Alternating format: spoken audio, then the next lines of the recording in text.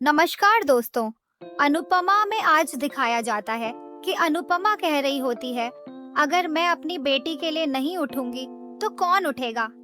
इस बीच प्रेम आगे आता है और कहता है, मोटी बा कृपया शांत हो जाओ। लीला बहन भी कहती है, तलाक की बातें मत करो। इसके बाद प्रेम प्राग की तरफ देखता है और कहता है, शादी मुझे करनी है, कब कहाँ और कैसे करनी है इसका फैसला मैं करूंगा, कोई और नहीं। प्राग गुस्से में चिल्लाता है, शट अप, और फिर कहता है, अब मैं वही करूंगा जो मुझे करना है। प्राग प्रेम से कहता है, मेरे घर से निकल जाओ। फिर वह सबके सामने घोषणा करता है, इस घर में कोई भी इन दोनों की शादी की बात नहीं करेगा। प्राग अपनी माँ से कहता है, हमारा ही दिमाग खराब था जो हमने सब कुछ भूलकर इसे अपनी आंखों पर बैठा लिया। आगे दिखाया जाता है, प्राग कहता है, प्रेम को हमारा प्यार नजर नहीं आता, इसे बस शाह परिवार की चापलूसी करनी है तो करने दो। फिर वह गुस्से में बोलता है, मैं जब जिद पर आ जाता हूँ तो किसी की नहीं सुनता, अपने बेटे की भी नहीं। इसके बाद प्राग प्रेम को गर्दन से पकड़ लेता है। फिर दिखाया जाता है कि प्राग प्रेम को घर से निकाल देता है। अनुपमा प्रेम को संभालती है। प्राग गुस्से में कहता है, अगर तुम्हें शर्म आती है खुद को कोठारी कहने में तो आज के बाद तुम हमारे कुछ नहीं लगते। जो तेरे अपने हैं उन्हें लेकर यहाँ से निकल जाओ। अनुपमा प्रेम से कहती है, चलो प्रेम। लीला बहन ताने मारते हुए कहती है, हाँ चलो, देख लिया अमीरों की खातिरदारी। प्रेम कहता है, आप चलिए, मैं आता हूँ। अनुपमा और उसका परिवार घर छोड़कर चले जाते हैं। आगे प्राग प्रेम से कहता है, अगर मुझसे माफी मांगनी है तो मुंह खोलना, वरना अच्छा नहीं होगा। मोटी बा कहती है, प्रेम तुम हमारा खून हो और उनकी तरफदारी कर रहे हो। प्रेम जवाब देता है, बात किसी की साइड लेने की नहीं है, बात ये है कि वो लोग सही हैं और आप लोग गलत। इसके बाद प्रेम कहता है, वे लोग कैसे भी हो लेकिन मेरी माँ के कातिल नहीं है। यह सुनकर प्राग गुस्से में आ जाता है।